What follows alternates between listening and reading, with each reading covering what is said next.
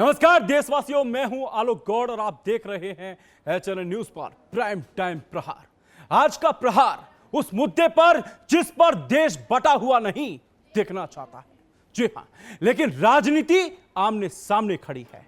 वंदे मातरम सिर्फ दो शब्द नहीं है। ये वंदे मातरम सिर्फ दो शब्द नहीं है, करोड़ों भारतीयों की भावना है, आजादी के आंदोलन की पहचान है।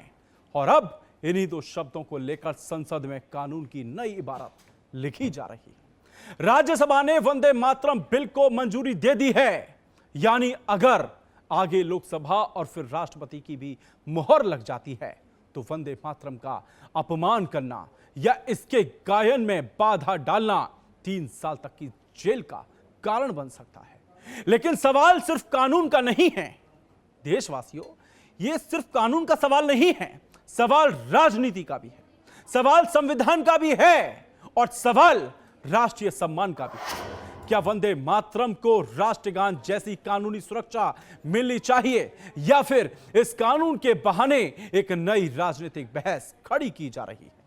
सरकार का कहना है जो सम्मान राष्ट्रगान को मिला है, जी हां, जो सम्मान राष्ट्रगान को मिला है वही सम्मान राष्ट्रीय गीत को भी मिलना चाहिए। लेकिन विपक्ष के कुछ नेता, जो विपक्ष है ना हमारा, उसके कुछ नेता ऐसे सवाल खड़े कर रहे हैं। उनका सवाल है कि क्या इससे अभिव्यक्ति की स्वतंत्रता से जुड़े नए विवाद खड़े होंगे? क्या कानून के दायरे और उसकी व्याख्या को लेकर भविष्य में चुनौतियां सामने आएंगी? यानी बहस सिर्फ कानून की नहीं है बल्कि संविधान, अधिकार और राष्ट्रीय सम्मान के संतुलन की भी है। क्या वंदे मातरम पर देश एकजुट होगा या संसद से निकलकर यह बहस अब सड़कों और सोशल मीडिया तक पहुंचेगी? आज प्रहार में होगा सीधा सवाल, बिना लाग लपेट, बिना किसी राजनीतिक मुलमे के, क्योंकि मुद्दा सिर्फ एक है। मुद्दा सिर्फ एक है, राष्ट्र सम्मान, संविधान और कानून।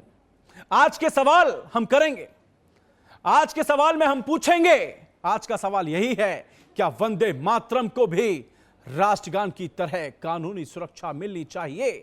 क्या वंदे मातरम को भी राष्ट्रगान की तरह कानूनी सुरक्षा मिलनी चाहिए? और दूसरा सवाल यही है देशवासियों, क्या लोकसभा भी इस बिल पर अपनी मुहर लगाएगी? तीसरा सवाल यह है, क्या यह फैसला देश को एकजुट करेगा या नई राजनीतिक बहस को जन्म देगा?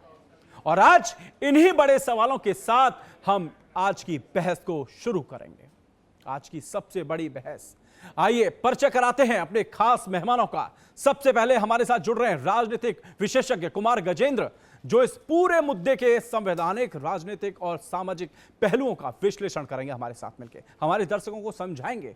और हमारे दूसरे मेहमान का हम आपको परिचय करा देते हैं, कांग्रेस के प्रवक्ता हैं जितेंद्र मिश्रा जी, जिनसे जानेंगे कि इस बिल पर कांग्रेस का क्या रुख है और विपक्ष किन सवालों को उठा रहा है।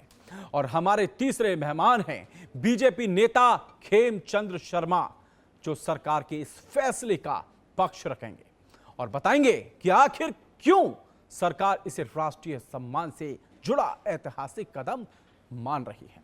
आप तीनों का एचएनएन न्यूज के प्राइम टाइम प्रहार में बहुत बहुत स्वागत है सर। चलिए बिना किसी देरी के शुरू करते हैं आज की सबसे बड़ी बहस।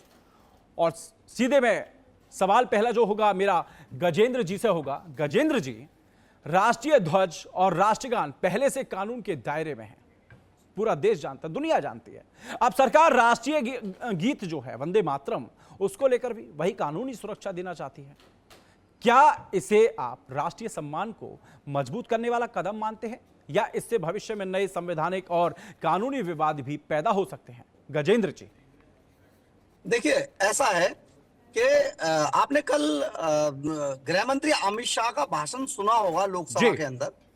उन्होंने पहले ही बताया, जब ये हमारा संविधान बनाया गया था ना, जिस संविधान को राहुल गांधी या विपक्ष के लोग जो डायरी दिखा दिखा के बताते हैं संविधान है, उस संविधान के अंदर पहले ही प्रावधान था कि राष्ट्रगान और राष्ट्रगीत इन दोनों को पहले से ही सिक्योरिटी मिलनी चाहिए।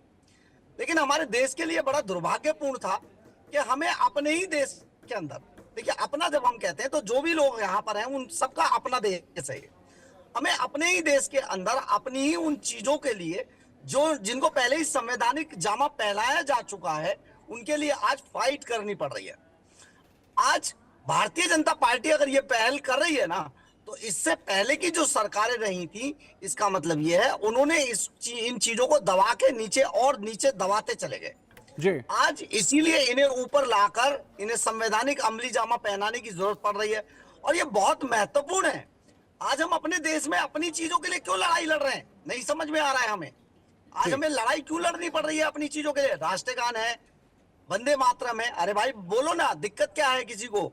अगर राष्ट्रगान, आपने दूसरे देशों को भी देखा होगा, अगर अगर क्रिकेट के मैदान में भी राष्ट्रगान, उनका जो राष्ट्रगीत चलता है तो वो दिल पे हाथ रख के या सीने पे हाथ रख के बड़े सम्मान से करते हैं। हमारे लोग भी करते हैं। आप बजने दीजिए ना, राष्ट्रगान बजता है तो राष्ट्रगीत को भी आने दीजिए, वंदे मातरम भी गाइए। दिक्कत क्या? मुझे तो नहीं लगता कोई दिक्कत है, लेकिन ये दिक्कत उन पॉलिटिशियंस की है। अगर मैं जब गृह मंत्री के अमित शाह के भाषण को कोट करता हूं, तो यहां पर आपको एक बात बता दूं, उन्होंने कल एक कुछ चीजें गिनवाई जिस वजह से कांग्रेस या जिस वजह से विपक्ष लगातार गर्त में गया है। विपक्ष ने हमेशा से, यानी कि कांग्रेस ने हमेशा से उन मुद्दों को छोड़ा है जिनसे देश के लोगों के सेंटीमेंट्स जुड़े होते हैं। सेंटीमेंट्स को अगर आप अपने साथ नहीं लेके चलेंगे तो राजनीति में आपको जनता नकार देगी। यही कारण है कि विपक्ष बार बार हारता है और ईवीएम पे इसका ठीकरा फोड़ता है। ये सब नहीं होना चाहिए कि ईवीएम पे आप ठीकरा फोड़ दें, ईवीएम तो आप ही लेके आए थे। तो बात दरअसल ये है कि आप उन सेंटीमेंट्स के साथ भी जाइए जिन सेंटीमेंट्स के साथ भारत देश की जनता जिन सेंटीमेंट्स के साथ है, आपको भी जाना पड़ेगा। नहीं तो जनता जब वोट डालने जाएगी वोटिंग के वक्त, उस वक्त आपको नकार देगी। यही कारण है, यही अमित शाह ने कल गृह मंत्री ने गिनवाए। जी जी जितेंद्र मिश्रा जी के पास जाऊंगा। जितेंद्र मिश्रा जी, अगर राष्ट्रगान के अपमान पर सजा का प्रावधान है तो राष्ट्रीय गीत वंदे मातरम को वही कानूनी सुरक्षा देने पर कांग्रेस को आपत्ति किस बात से है? मिश्रा जी देखिए, कांग्रेस को कभी आपत्ति नहीं रही। कांग्रेस ने कानून बनाने से पहले भी राष्ट्रगीत और राष्ट्रगान का उतना ही सम्मान किया है। वंदे मातरम हमारा वो गान होता था जिसको गाते हुए कांग्रेस के लोग फांसी पर झूल जाते थे। आज बात हो रही है कि विपक्ष को सम्मान देना चाहिए, नहीं तो चुनाव में जनता हरा देगी, ईवीएम को वोट देना दोष देना पड़ेगा।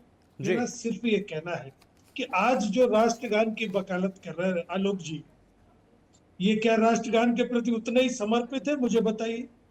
52 साल तक तिरंगे को राष्ट्र ध्वज नहीं माना जिस पार्टी ने, आज वो कानूनी पक्ष लेकर के खड़ी और कानूनी संरक्षण की बात कर रही, जिन्होंने हरदम नमस्ते सदावत सले की बात की।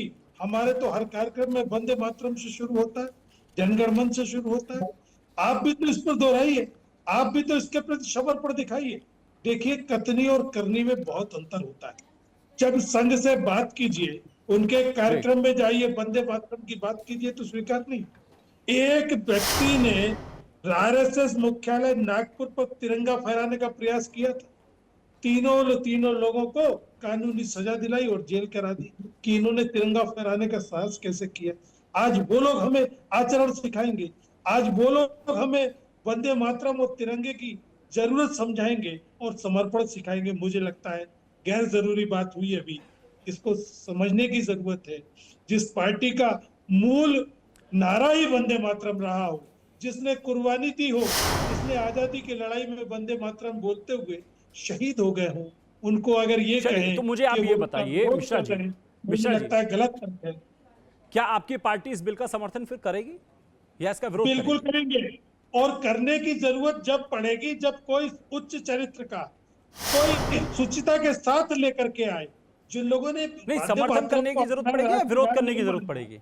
मैं वही कह रहा हूँ जी, जिनकी नियत साफ नहीं हो, जो खुद वंदे मातरम की बात नहीं करते हो, जिन्हें वंदे मातरम गाना नहीं आता हो, हाँ। जिनका वंदे मातरम से इत्तेफाक नहीं है, अगर वो वंदे मातरम की वकालत करेंगे तो समझ में आता है आलोक जी कि ये झूठी बात है। आप कहिए, संघ भी नमस्ते सदावत आपकी सले नजर की में जगह कौन, किसको वंदे मातरम कहना नहीं आता? आपकी नजर में कौन है ऐसा? कोई नेता है ऐसा? रामेश्वर शर्मा मध्य प्रदेश के विधायक है, उनका वीडियो सोशल मीडिया पर घूम रहा है, एक बार सुन लीजिए। चलिए आप मुझे ये बताइए, और अगर कहना है भी क्यों आलोक जी, जिसका वंदे मातरम से कोई लेना देना नहीं रहा हो, वो अगर नहीं गा पाता तो उसकी कोई गलती नहीं मानता मैं, उन्हें इससे इत्तेफाक ही नहीं है। ये आजादी की लड़ाई में शामिल नहीं हुए, जहां वंदे मातरम एक आजादी की कुर्बानी की लौड़ में शामिल हुआ जाता था, उससे जी इनको कोई लेना देना नहीं है। आज अगर वंदे मातरम के नाम पर राजनीति करने का प्रयास वो कर रहे हैं, जिन्होंने तिरंगे को नहीं अपनाया, जिन्होंने राष्ट्रगीत को नहीं अपनाया, जी, जिन्होंने राष्ट्रगान से मतलब नहीं रखा, तो निश्चित तौर पर कहीं ना कहीं इस पर राजनीति तो होगी। चलिए शर्मा जी के पास जाऊंगा, बीजेपी से हैं। शर्मा जी आप बताइए, सरकार कह रही है कि यह राष्ट्रीय सम्मान का विषय है, लेकिन विपक्ष का आरोप भी है, विपक्ष कह भी रहा है इस मुद्दे को राजनीतिक रूप दिया जा रहा है। अगर यह सिर्फ राष्ट्रीय सम्मान का मामला है तो क्या सरकार इस बिल पर सभी दलों की सहमति बनाने की कोशिश करेगी ताकि इसे राजनीतिक विवाद ना बनने दिया जाए? आपको क्या लगता है? नमस्कार, जय हिंद, वंदे मातरम। बताइए। देखिए, कांग्रेस राजनीति कौन कर रहा है? ये तो दोनों हाथों में लड्डू लेना चाहते हैं। हम कह रहे हैं कि वंदे मातरम को मान सम्मान, जो पूरे वंदे मातरम को मान सम्मान मिलना चाहिए, राष्ट्रगीत को मान सम्मान मिलना चाहिए, वो अपीजमेंट की पॉलिटिक्स की वजह से कट्टरपंथियों के दबाव में आप नहीं दे पाए, हम वो दे रहे हैं, तो कम से कम अब तो साथ दीजिए। लेकिन कट्टरपंथियों के दबाव में जब ये वहां पे नहीं दे पाए, अपनी सत्ता में नहीं दे पाए, तो अभी भी ये मजबूर हैं उसका विरोध करने के लिए। जी हो सकता है कि बहुत सारे कांग्रेस के नेता और कार्यकर्ता चाहते हो कि वंदे मातरम को मान सम्मान मिले, जैसा मिलना चाहिए था वैसा मिले, और पूरे के पूरे वंदे मातरम को मिले। जी इन्होंने तो क्या किया, आधा अधूरा वंदे मातरम इन्होंने इंक्लूड कर लिया और आधे को छोड़ दिया। ऐसे थोड़ी होता है। आपको पूरे वंदे मातरम को पूरा सम्मान देना होगा। वही बिल आया है और ये पास भी होगा। सरकार ने तो इनसे कहा कि आप सहमति दें, आपको साथ में आए। हमने तो जो all party meeting parliament session से शुरू होने से पहले जो की थी, उसमें सरकार ने सभी को साथ में लेने का ही प्रयास किया, लेकिन इन लोगों ने तो वहां से भी वॉकआउट किया। ये संवाद नहीं करते। भारतीय जनता पार्टी की सरकार, आदरणीय मोदी जी की सरकार संवाद से समाधान की ओर अग्रसर है। हम संवाद से समाधान ढूंढ रहे हैं, लेकिन ये संवाद ही नहीं करना चाहते, तो हवाला करना चाहते हैं। इन्होंने तो तय कर लिया, एक तरीके से इन्होंने सुपारी ले रखी है कि हम पार्लियामेंट को नहीं चलने देंगे, हम कोई भी बिल आए उसका विरोध करेंगे, चाहे वो देश हित में हो, चाहे वो संस्कृति के उत्थान के रूप में हो, चाहे देश के सम्मान के रूप में हो, कोई भी बिल हो, चाहे वो बच्चों के भविष्य से जुड़ा हुआ बिल हो। कांग्रेस और अपोजिशन पार्टी उस पर हंगामा करेगी, क्योंकि इनके पास कोई भी कंस्ट्रक्टिव रोड मैप नहीं है। अभी आप देखेंगे जिस तरीके से अभी जो एग्जाम में जो पेपर लीक होता है, उस बिल में अमेंडमेंट जब सरकार लेके आई, वो हल्ला खूब किया, लेकिन जब चर्चा पर चर्चा हुई तो इनकी तरफ से कोई भी कंस्ट्रक्टिव सुझाव या कंस्ट्रक्टिव अमेंडमेंट कुछ भी प्रपोज नहीं किया गया। वैसे ही वंदे मातरम में तो इनका एक तरीके से ये ट्रैक रिकॉर्ड बन गया है कि गवर्नमेंट अच्छे काम करती जा रही है और ये उस पे अटकाने भटकाने का पूरा प्रयास कर रहे हैं। आप अटकाते भटकाते रहिए, हम काम करते रहेंगे। आदरणीय प्राइम मोदी मतलब राजनीति आप लोग नहीं कर, मतलब आपका ये जी, कहना है कि बीजेपी राजनीति नहीं कर रही, राजनीति ये कांग्रेस कर रही है, कांग्रेस के लोग कर रहे हैं, विपक्ष कर रहा है। बिल्कुल स्पष्ट रूप से कांग्रेस कट्टरपंथियों के दबाव में राजनीति कर रही है और इसको इनको करना मजबूरी है। अगर ये कट्टरपंथियों के दबाव में इस तरीके का बातें ना करें, इस तरीके का दबाव ना करें, इस तरीके का माहौल ना बनाए, तो वो कट्टरपंथी इनको जो उत्तर प्रदेश में आने वाले चुनाव है उनको वोट ही नहीं देंगे। और आज इनका जो बेस है, पॉलिटिकल बेस है, वो कट्टरपंथियों के इर्द गिर्द ही है और इनकी जो राजनीतिक धरातल है वो खिसक चुकी है। इसीलिए आज उन कट्टरपंथियों को खुश करने के लिए ये ऐसी बातें कर रहे हैं। मैं ऐसा समझता हूँ, देर आए दुरुस्त आए। जो सम्मान पहले मिल जाना चाहिए था, 70-75 साल पहले मिल जाना चाहिए था, आज वो राष्ट्रगीत को सम्मान मिला है, अच्छी बात है। और उसको एक सरकारी वैधता मिली है, सरकारी प्रोटोकॉल मिला है, सॉरी। तो ये बहुत ही अच्छा विषय है और हम इसका स्वागत करते हैं और समस्त देशवासी इसका स्वागत कर रहे हैं। चलिए कुमार जी के पास जाऊंगा। कुमार जी, अगर बिल आता है, बिल लागू होता है, क्या राष्ट्रीय सम्मान और अभिव्यक्ति की स्वतंत्रता के बीच संतुलन बनाना सबसे बड़ी चुनौती होगा, आपको लगता है? जी नहीं, ऐसा नहीं है, चुनौती नहीं हुआ, क्योंकि देखिए संतुलन बनाने की बात कर रहा हूं, अभिव्यक्ति की स्वतंत्रता के बीच। जी जी जी जी, वही मैं आपको बता रहा जी।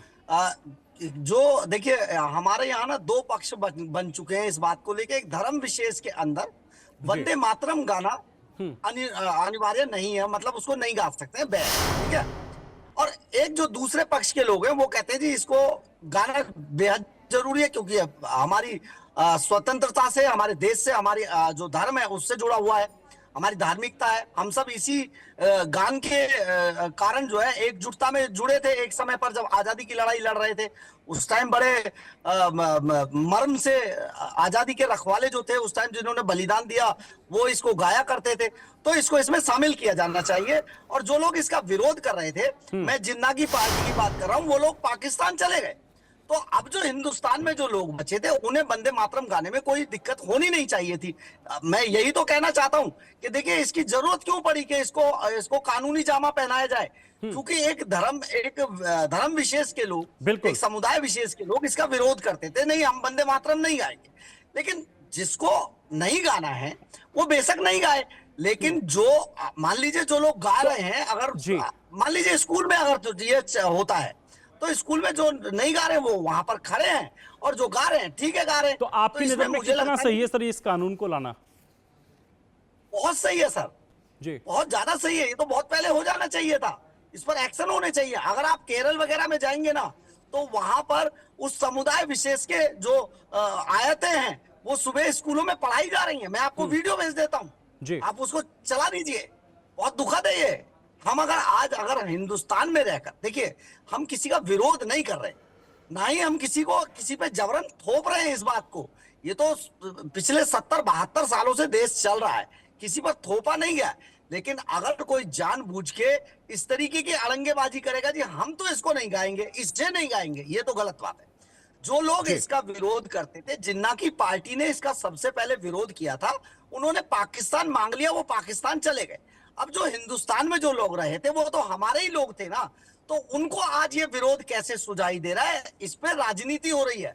यही बात तो मैं कह रहा हूं कि जो कांग्रेस है, उस कांग्रेस को इसके साथ जाना चाहिए था। कल उन्होंने यही बात तो कही थी कि जो जनता के सेंटिमेंट्स है, जो एक हम लोगों के जो सेंटिमेंट्स है, अगर आप विपक्ष अगर उनके साथ नहीं खड़ा होगा तो डेफिनेट उसको बहुत बड़ा नुकसान होने वाला है, जिसे वो बाद में ईवीएम पे ठीकरा फोड़ देते हैं।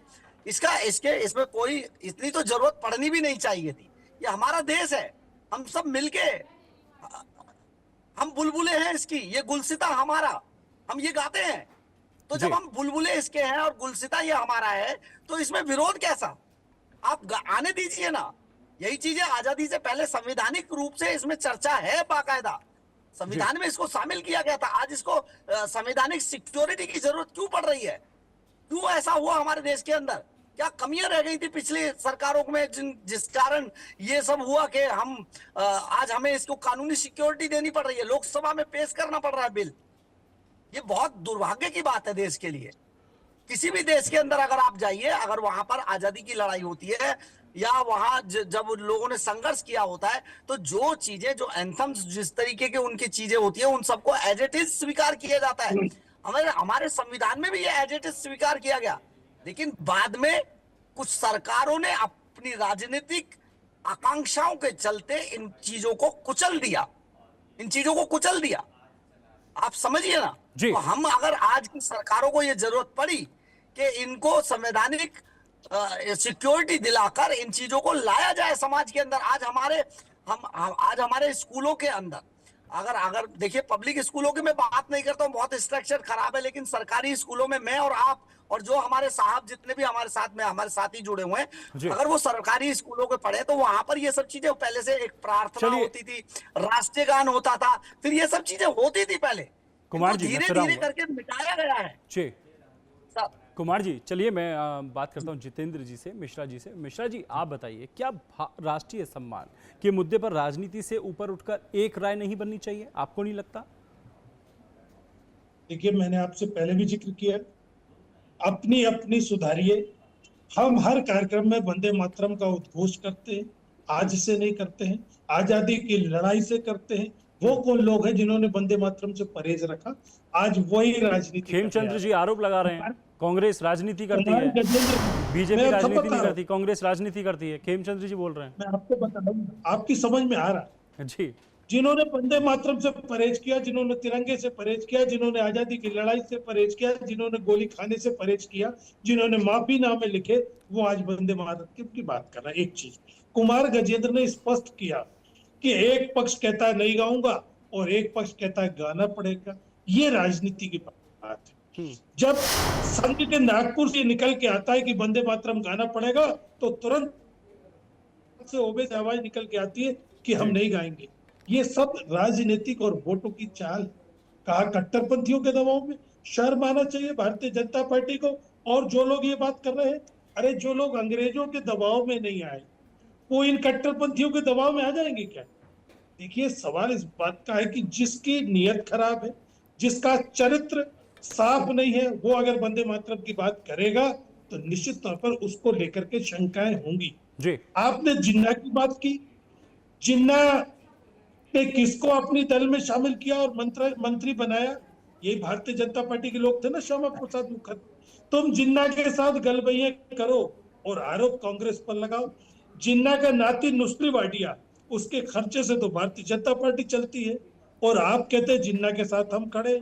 जिन्ना देश का विरोधी था। जिन्ना का विरोध कांग्रेस ने शुरू से किया है। आप जरूर जिन्ना के साथ खड़े होते, उसके साथ मंत्री बनते हैं, उसके नाती के पैसे पर पार्टी चलाते हैं और बदनाम किसी और को करते हैं। अब सुनिए आप, किस तरीके की बात आई कि पार्लियामेंट पे बहस नहीं हुई। सबसे पहले जब छात्रों का मुद्दा आया तो राहुल गांधी स्पीकर से मिले, उन्होंने कहा इस पर बहस होना चाहिए। स्पीकर का जवाब क्या था? मैं सरकार से बात करूंगा बहस कराएगी कि नहीं कराएगी। मुझे तो शर्म आती है स्पीकर के इस बयान पर कि स्पीकर अगर पूछ के कार्रवाई तय करेगा किस सवाल पे बहस होना चाहिए, किस पर नहीं होना चाहिए। लोकतंत्र को धिक्कार है, एक चीज। दूसरी चीज, लोकतंत्र की बात की गई। लोकतंत्र में ये होता है कि अगर किसी व्यक्ति का काम अच्छा नहीं है, उसके ऊपर आरोप लग रहे हैं, तो उसका इस्तीफा लिया जाता है। ये स्वस्थ लोकतंत्र की पहचान है। आपके राजनाथ सिंह कहते हैं भारतीय जनता पार्टी की सरकार है, यहाँ इस्तीफे नहीं हुआ करते। ये लोकतंत्र का सम्मान कर रहे हो आप लोग। मुझे तो आपके साथ बैठने में शर्म आ रही है। कितनी नीच मानसिकता के लोग हो आप लोग, और बातें कितनी बड़ी कर रहे।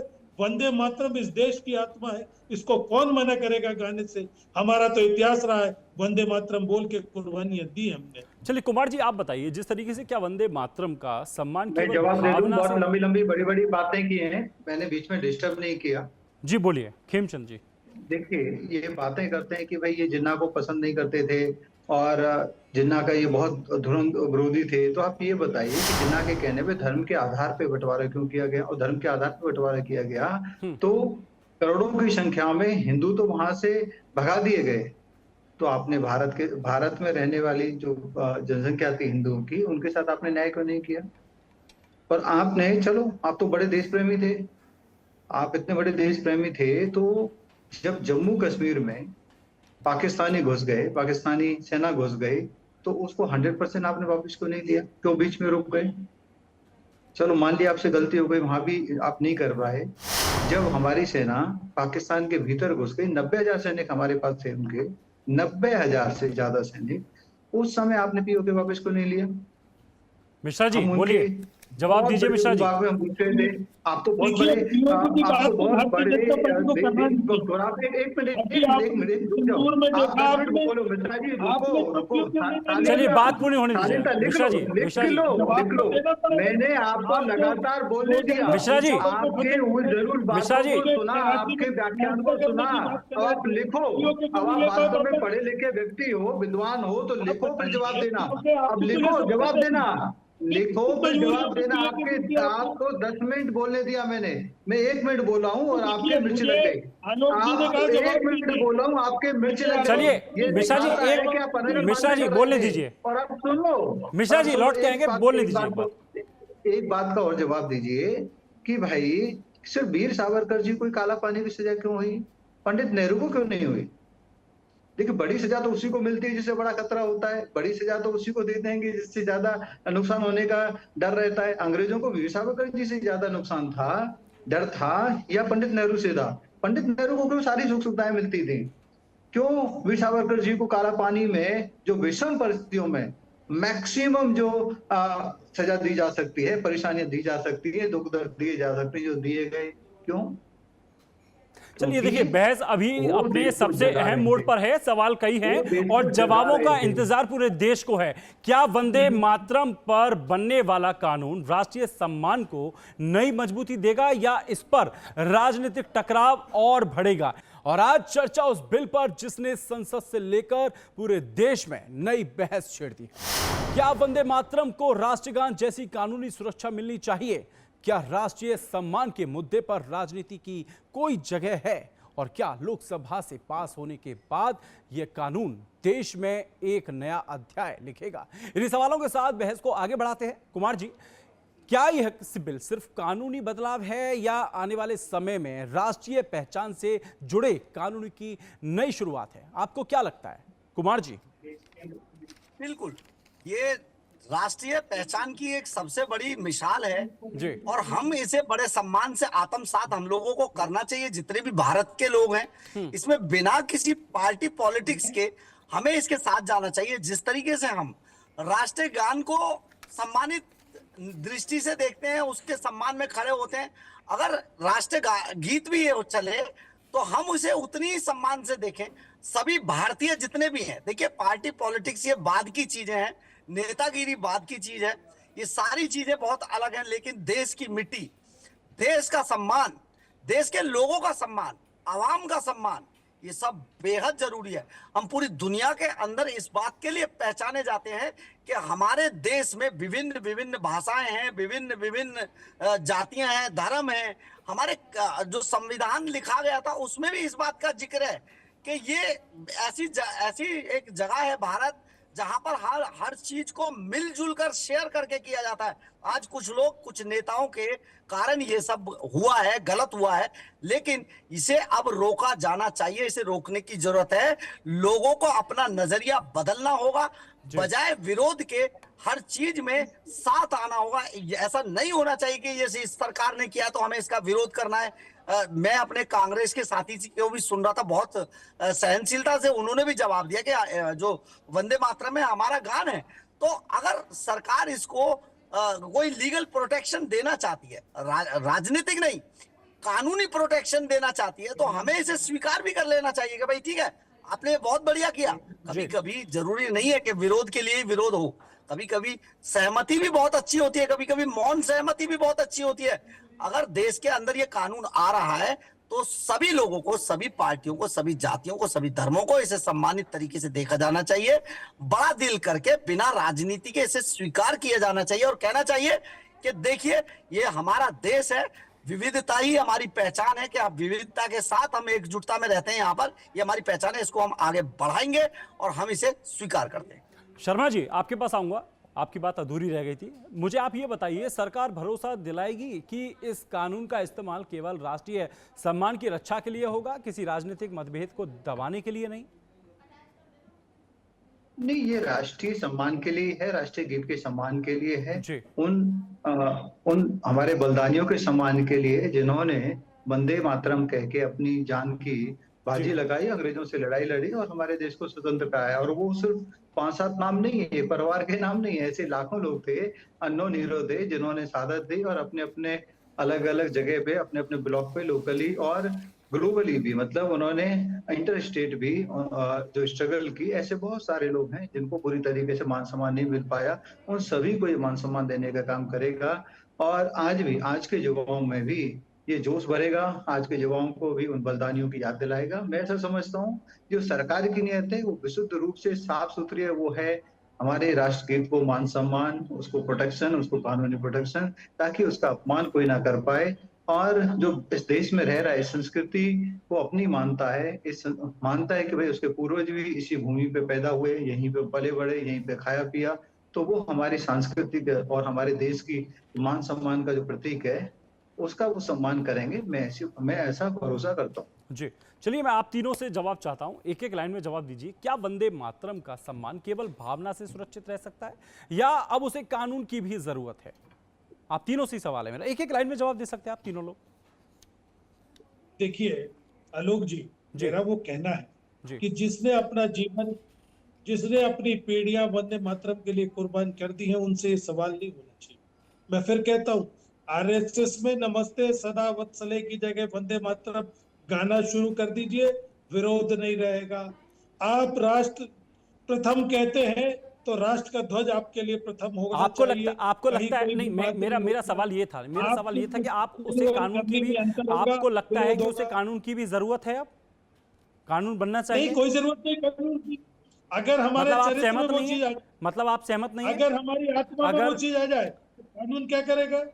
मैं अगर एक फिर कह लोकसभा रहा हूँ, में, कानून से ज्यादा जी जरूरी हमारे चरित्र में वंदे मातरम, हमारी आत्मा में वंदे मातरम होना बहुत प्राथमिकता है। इसके अलावा जी अगर कहीं कोई है, मैं फिर से कहता हूँ, आप कानून लाइए, स्वागत है। हम तो पहले से ही वो बात कहते रहे, लेकिन ये पहले आप अपने अंदर सुधार कीजिए। मैंने चलिए, फिर कहा, नमस्ते सदा चलिए वत्सले की कुमार जगह वंदे गजेंद्र जी, मातरम होना चाहिए, कुमार गजेंद्र जी, तो आपकी क्या आपका राय है मुझे बताइए? वो राष्ट्रध्वज कुमार होना जी, चाहिए। जी आपकी क्या राय है? देखिए, देखिए ऐसा है ना, अब पीढ़ियां लगातार बदल रही हैं। जी अब जमाना अब जमाना 80 से 70 से निकलकर जेन जी तक हो गया है। जी तो जो हमारे नए बच्चे, जिसको हम जेन जी कह रहे हैं, जो आपने जंतर मंतर पे देखा था, जी उसमें बहुत सारी चीजें निकल कर भी आई हैं सामने, कि जो हमारा बहुत यूथ है, जो जिसको हम जेन जी कहते हैं, उसके लिए उसको कहीं ना कहीं बहुत सारे ऐसे भी लोग हैं जो भटकाने की कोशिश भी कर रहे हैं, उनके दिमाग में गलत चीजें डाल रहे हैं। अगर उनके दिमाग में ये गलत चीजें जा रही हैं, तो उसे ठीक करने के लिए इसे कानूनी जामा पहनाना बेहद जरूरी है। सबको ये मतलब समझ कानून आना आना चाहिए, चाहिए, कानून पास होना चाहिए। आना चाहिए। ठीक है। यस। सर आप बताइए, शर्मा जी। देखिए, इन्होंने कहा कि आरएसएस भी वंदे मातरम, मैं आपको बता दूं, आरएसएस के प्रोग्राम्स में वंदे मातरम गाया जाता है, पूरा वंदे मातरम गाया जाता है, आधा जी अधूरा वंदे मातरम नहीं गाया जाता, जैसा कांग्रेस के अधिवेशन में होता है। क्योंकि पूरा वंदे मातरम अगर गाएंगे कांग्रेसी, तो कांग्रेस में 50% लोग भाग जाएंगे, और वो भाग जाएंगे तो फिर जो आपका रहा सा जो पॉलिटिकल करियर है वो भी समाप्त हो जाएगा। जी आपको मैं आरएसएस के कार्यक्रम में इनवाइट करूंगा, पूरा वंदे मातरम गाया जाता है। और रही संघ की प्रार्थना शाखा के लिए है, वो समस्त हिंदू समाज के लिए है, सनातनियों के लिए है, देश के कल्याण के लिए, समस्त विश्व के कल्याण के लिए है। सनातनी सबके कल्याण की सोचते हैं। वहां पे व्यक्ति का निर्माण होता है, वो एक अलग चीज है। रही कार्यक्रमों की जो आपने बात की, तो मैं संघ के कार्यक्रमों में आपको इनवाइट करूंगा, मौका मिलेगा आप जरूर आइए और देखिए, पूरा का पूरा वंदे मातरम वहां पे गाया जाता है। चलिए कुमार जी, आप बताइए, क्या राष्ट्रीय प्रतीकों और राष्ट्रीय गीत जो हैं उनके बीच जो सम्मान पर अब बहस की गुंजाइश होनी चाहिए, आपको लगता है? या यह ऐसा विषय है कि जिस पर देश को एक मत होना चाहिए, एक हो जाना चाहिए, एकता दिखनी चाहिए, आपको लगता है? देखिए, बिल्कुल बहुत सारी चीजों में एकता होनी चाहिए, एक मत होना चाहिए, लेकिन क्योंकि विपक्ष कई बार इस तरीके की चीजों पे चलता है, जब सरकार में होते हैं तो कुछ और बात बोलते हैं, चाहे वो कोई भी पार्टी हो, मेरे किसी पर्टिकुलर पार्टी के लिए नहीं है। सरकार में होते हैं तो वहां उनका कुछ और मतलब होता है, दूसरे अगर विपक्ष में होते हैं तो कुछ और मतलब होता जी है। अगर इन दोनों टकराहट से अगर बचना है, तो एक कानून की बेहद जरूरत है, और कानून अगर आएगा तो सबको समान रूप से सर, सम्मान करना पड़ेगा। दिक्कत तो एक और है ना कि अगर राष्ट्रगान के लिए कानूनी सुरक्षा सही मानी गई है, तो फिर वंदे मातरम को लेकर क्यों बवाल हो रहा है? सुरक्षा देने पर विवाद आखिर क्यों बढ़ रहा है? इसमें विवाद क्योंकि देखिए, उन्हें उनका जो एक वोट बैंक है ना सर, वो एक वोट बैंक ऐसा है जो जो कहता है कि हम मतलब माता राजनीति की को पूजा चमकाने नहीं के लिए कर करते। रहे हैं ये लोग? बिल्कुल बिल्कुल, ये उसी से भरा हुआ है। मतलब इनके लिए कानून का उसी कुछ से सवाल भरा नहीं हुआ है, है। इनके लिए देश सर्वोपरि नहीं है? हाँ, इनके लिए देश सर्वोपरि नहीं है। इनके जो धर्म में जो कुछ है, जी अगर हम माता की पूजा नहीं करेंगे तो हम माता नहीं कहेंगे, हम धरती को माता नहीं मानते, हम देश को माता नहीं मानते, भारत माता है ही नहीं। तो इस तरीके की जब चीजें आएंगी निकल के, तो जी वहां पर ऐसा विरोध आता है, और जब ऐसा विरोध होता है तो वहां पर कानूनी प्रोटेक्शन की बेहद जरूरत होती है। जी देखिए, आप अगर अगर आप कर्नाटक, असम और बहुत सारे जो बेंगलुरु वगैरह अगर आप जाएं, तो वहां पर इन सब चीजों का बहुत विरोध है, भयंकर विरोध है। अगर आप नॉर्थ इंडिया की तरफ जाएंगे तो विरोध नहीं है, लेकिन अगर उस तरफ जाएंगे तो बहुत विरोध है। तो ऐसे में वहां आपने वीप पार्टियां भी सुनी होंगी। अगर वीप पार्टी अगर मान लो वहां दिखा के की जा रही है, तो इसका मतलब चिढ़ाने की कोशिश है ना।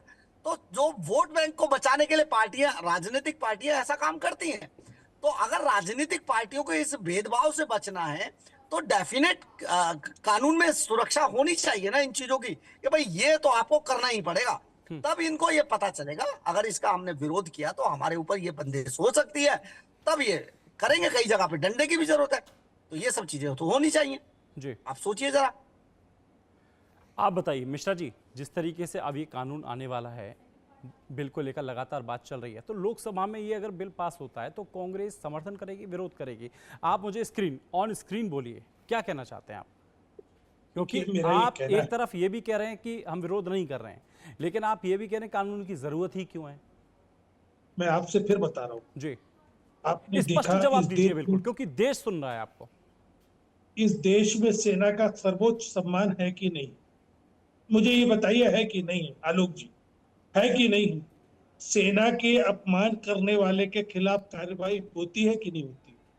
कितने भारतीय जनता पार्टी के विधायक, सांसद हो या मंत्री हो, जी, इन्होंने सेना का खुला अपमान किया? सुप्रीम कोर्ट तक की टिप्पणी आई, भारतीय जनता पार्टी ने क्या कदम उठाया?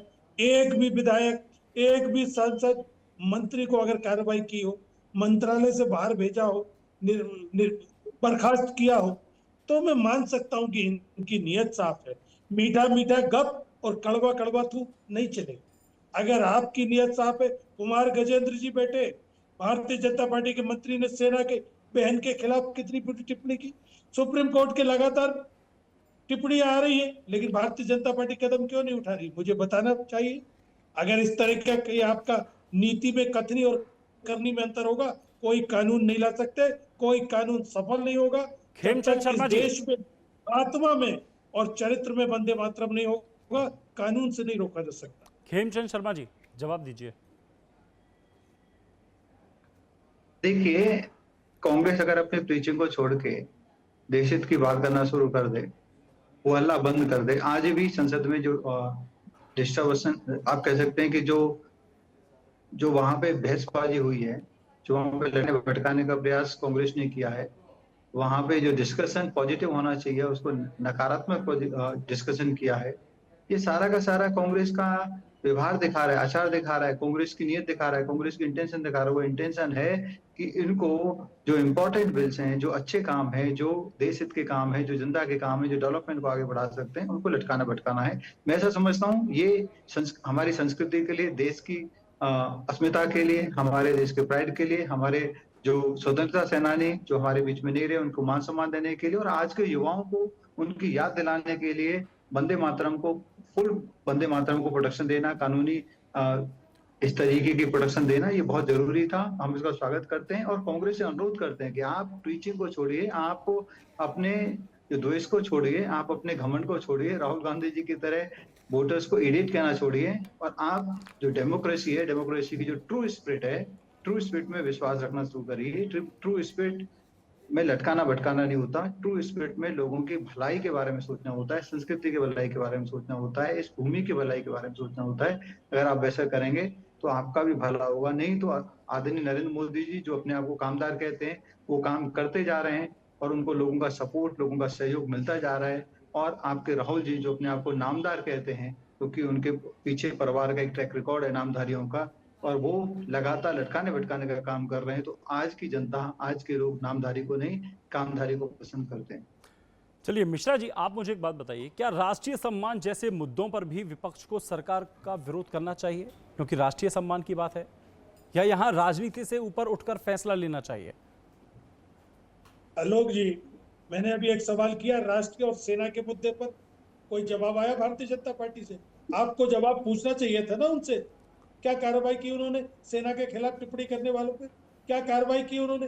देखिए, पहले आप अंग्रेजों के साथ होते थे, देश के बलिदानियों के खिलाफ होते थे, अंग्रेजों की सेना ज्वाइन करते थे, लेकिन आज जिस मंत्री ने, सांसद ने, विधायक ने सेना के खिलाफ टिप्पणी की है, सेना को अपमानित करने का प्रयास किया, एक शब्द चलिए आपकी बात का जवाब दे देंगे वो। आप मुझे ये बताइए, क्या आप आज लाइव टीवी पर कह सकते हैं कि कांग्रेस वंदे मातरम को राष्ट्रगान जैसी कानूनी सुरक्षा देने के खिलाफ नहीं है?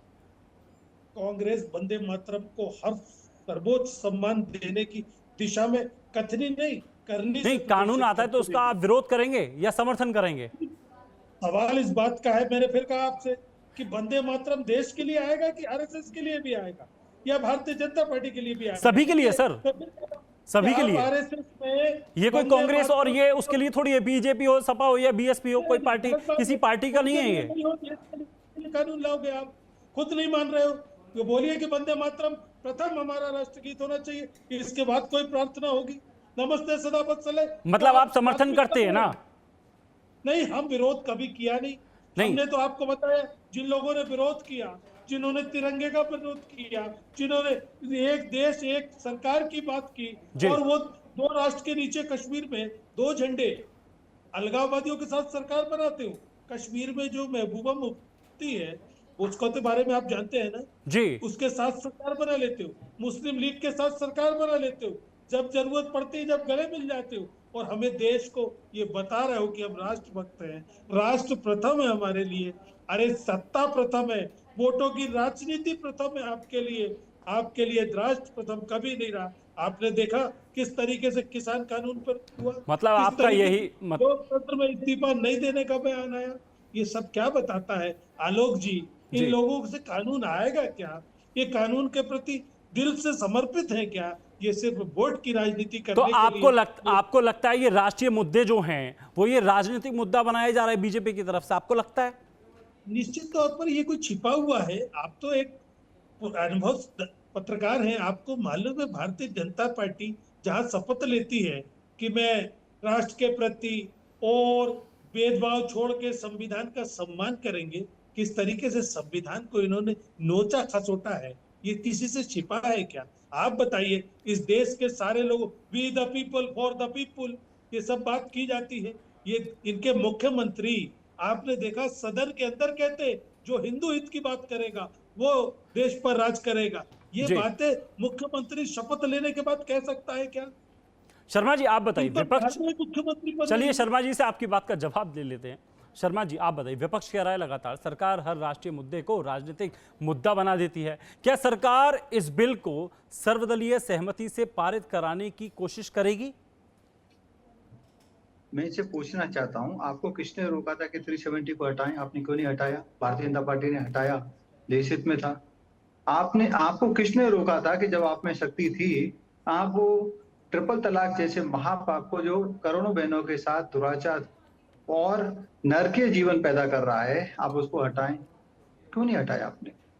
आपको किसने रोका था कि एक पैरेलल इकोनॉमी देश में चल रही है, जो ब्लैक मनी की इकोनॉमी चल रही है, फेक करेंसी की इकोनॉमी चल रही है, विदेशी लोगों के द्वारा हमारे यहाँ पे करेंसी बूस्ट की हुई है, उस करेंसी को वाइप आउट करें? आपको किसने रोका था कि पाकिस्तान को ईंट का जवाब पत्थर से दें, वहां पे सर्जिकल स्ट्राइक करें, एयर स्ट्राइक करें, घुसके मारें? किसने रोका था? आपने घुसके तो नहीं मारा।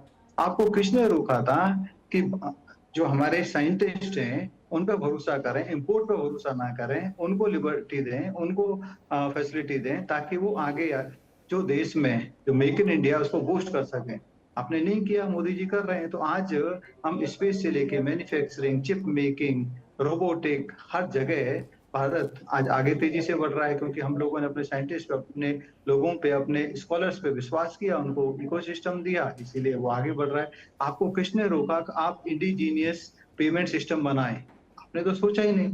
मोदी जी ने सोचा, यूपीआई बनाई तो अरबों रुपए जो मास्टर कार्ड और वीजा कार्ड के लिए कन्वीनियंस फीस के रूप में रॉयल्टी जाती थी विदेशों में, वो रॉयल्टी नहीं जाती। आज भारत के सिस्टम के थ्रू भारत की ट्रांजेक्शन यहाँ पे हो रही हैं, और करोड़ों की संख्या में ये ट्रांजेक्शन डेली होती हैं। आपने तो सोचा नहीं कि हम अपना कार्ड बनाए। तो रुपए कार्ड किसने बनाया? मोदी जी ने बनाया।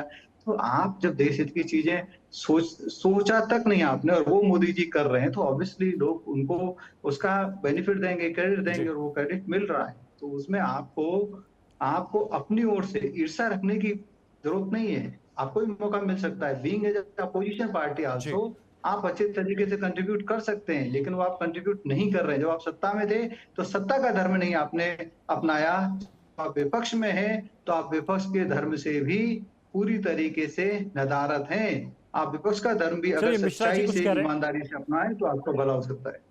मैं आऊंगा फिर। मिश्रा जी आप बोलिए। कि मेरा साफ कहना है, जिन जिन उपलब्धियों को इन्होंने गिनाया जी, आप बताइए। नोटबंदी को लेकर बात की गई, नोटबंदी में क्या कहा था कि आतंकवाद की कमर टूट जाएगी, इसलिए 2000 का नोट आ रहा है। क्या हुआ आप बताइए? नोटबंदी सरकार की विफलता थी कि नहीं थी? बंद करना पड़ा कि नहीं बंद करना पड़ा? कौन सा आतंकवाद की कमर तोड़ दिया आपने? स्वीकार करना चाहिए कि हमने इस देश की जनता को मूर्ख बनाने के कुछ नारे गढ़े थे। मेक इन इंडिया, आलोक जी, आपको बड़ी शर्म महसूस होगी। मेक इन इंडिया का जो लोगो है ना, शेर, वो चाइना से बन के आया था। आप ये बताइए, उस पर ये गलत उपलब्धि झूठ, की। गलत और झूठ। नोटबंदी की बात की, made in India, make in India की बात की सारी योजनाएं आज कहाँ है? मैं इनसे पूछना चाहता हूँ। आप बताइए, नोटबंदी विफल हुई कि नहीं हुई? एक देश एक टैक्स की बात की, आज 100 से ऊपर टैक्स में संशोधन कर दिए कि नहीं कर दिए?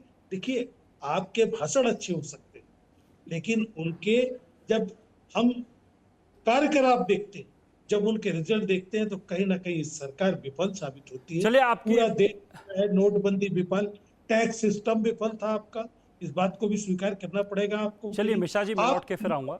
कुमार आप गजेंद्र जी आपकी सीमाओं बात का पर, ही जवाब दे रहे थे, अभी कुछ कहना चाह रहे हैं कुमार गजेंद्र जी। देखिए देखिए सर, मैं ये कहना चाह रहा हूँ कि जो जिस नोटबंदी का आप बात कर रहे हैं, वो नोटबंदी देश के अंदर बेहद सफल प्रोजेक्ट रहा है एक तरीके से। अगर आप देखा जाए, आप कुछ भी कहिए इस बात को, पाकिस्तान की आज जो हालत है ना, पाकिस्तान जो घुटनों पे बैठा हुआ है और खत्म होने के कगार पे है ना सर, उसके पीछे कहीं ना कहीं वही नोटबंदी है। आपके पी कुमार जी, चिदम्बरम ने खुद माना कुमार जी, था एक एक कि मिनट, कुमार डालिया जी, एक और मिनट, नोट एक मिनट रोक रहा हूँ के। आपको। इस पाकिस्तान को आप घुटने पे बैठा कह रहे हैं ना, 21,000 करोड़ की ड्रग मुद्रा पोर्ट पर, जो कि अडानी का है, 21,000 करोड़ की ड्रग्स इस हिंदुस्तान में सप्लाई कर रहा है, घुटनों के बल बैठा है। ये बात मत कहिए। ये बात हम सर सुनिए ना, सरकारी लोग कह सकते हैं, लेकिन जिसे इस देश की हकीकत मालूम, 21,000 करोड़ रुपए की ड्रग इस देश में आती है पाकिस्तान से, और आप कार्रवाई नहीं करते, और आप कहते हैं कि अगर ये आप सफल थी तो 2,000 का नोट बंद क्यों किया आपने? आप मुझे ये आप एक मिनट बताइए। मुझे बोलने नहीं दीजिए ना। मैं तो सर आपके बीच में बोला नहीं हूँ। मिश्रा जी देखिए ठीक मैं है, बात आपकी पूरी होने दीजिए। हाँ देखिए मैं सर, जी मैं आपका गजेंद्र जी। आपकी बात का विरोध नहीं कर रहा हूं। मैं आपको एक बहुत जेन्युइन बात बता रहा हूं। जो नोटबंदी थी देश के अंदर, नोटबंदी असल में क्यों हुई और किसके कारण क्या था? फेक करेंसी तो पाकिस्तान इस्तेमाल कर रहा था ना, हमारी करेंसी जो छाप रहा था। ये तो चिदम्बरम का बयान है, आप इंटरनेट पर पढ़ लीजिए। और जो लोग जो डाई छाप रहे थे, जो कंपनी इंक दे रही थी, वो कंपनी पाकिस्तान को भी, वो सारी चीजें, ये सब इंटरनेट पर है। पढ़ने की जरूरत है, आप जाकर गूगल पर सर्च कर लीजिए, आपको मिल जाएगा। लेकिन चलिए वो देखिए, ये जितने भी हमले हुआ करते थे, जितने वार होते थे, अगर पाकिस्तान किसी भी रूप में अगर अपने पैरों पे खड़ा होगा, तो वो भारत के अंदर हमले कराएगा, आतंकवादी भेजेगा। कुमार लेकिन जी, मैं एक बात जानना चाह रहा था। नोट नोटबंदी के बाद आतंकवाद की कमर टूटी है। ये कोई, इसमें कोई चलिए दो राय नहीं हो कुमार जी, सकती है सर। मुद्दे से मत भटकिए, आप तीनों लोग मुद्दे पर आते हैं। आपको क्या लगता है कुमार जी, क्या इस कानून के बाद राष्ट्रीय गीत के सम्मान की परिभाषा और स्पष्ट हो जाएगी, या अदालतों में नए विवाद देखने को मिल सकते हैं? आपको क्या लगता है? देखिए, अदालतों में तो जाएंगी चीजें, लेकिन ये और स्पष्ट होगी। और जो हमारी नई पीढ़ी है, जो आज जैन जी जिसको कह रहे हैं, वो भी इसे मानने के लिए तैयार होंगे। अब आज अगर देखिए, अगर आज हमारे राष्ट्रीय ध्वज के लिए कानून नहीं बना होता, हमारे राष्ट्रीय गान के लिए कानून नहीं होता, तो आप समझ सकते हैं कि उसका जी कितना दुरुपयोग यहाँ हो रहा होता। इसलिए इसे कानूनी दायरे में लाया जा रहा है। इस पर लोग अपना कानूनी तरीके से पीआईएल दाखिल करना, ये सब चीजें तो अभी चलेंगी नौटंकी। लेकिन कहीं ना कहीं सरकार की ये बहुत अच्छी पहल है, और जी इसे सभी लोगों को मिलजुल के स्वीकार करना चाहिए। मिश्रा जी, आप बताइए, अगर आपकी पार्टी सरकार की मंशा पर सवाल उठाती है, तो क्या आप ये मानते हैं कि वंदे मातरम को कानूनी सुरक्षा देने के विचार गलत है, या सिर्फ तरीका गलत है? आपको क्या लगता है? नहीं नहीं, तरीका भी गलत नहीं है, विचार भी गलत नहीं है, लेकिन नियत खराब है। जो लोग खुद इम्प्लीमेंटेशन नहीं कर सकते, वो अगर कानून की बात करेंगे तो कौन स्वीकार करेगा? मुझे ही बताइए। मैंने फिर कहा, मैं फिर वही बात कहूंगा कि आप अपने दल में, जब आप राष्ट्र प्रथम कहते हैं, और आपको मैंने कितने उदाहरण दिए, महबूबा मुफ्ती से लेकर के श्यामा प्रसाद मुखर्जी मुस्लिम लीग में शामिल होने तक के, कितने उदाहरण और दे दूं मैं इनको? जब जी तक आप अपने दल में, आरएसएस में इस चीज को इम्प्लीमेंट करिए, इसके बाद ये देश को लगेगा मैं कि आगे आपने चाहूंगा, मुझको एक दूसरी डिबेट में जाना है, 5 बजने वाले हैं। Thank you.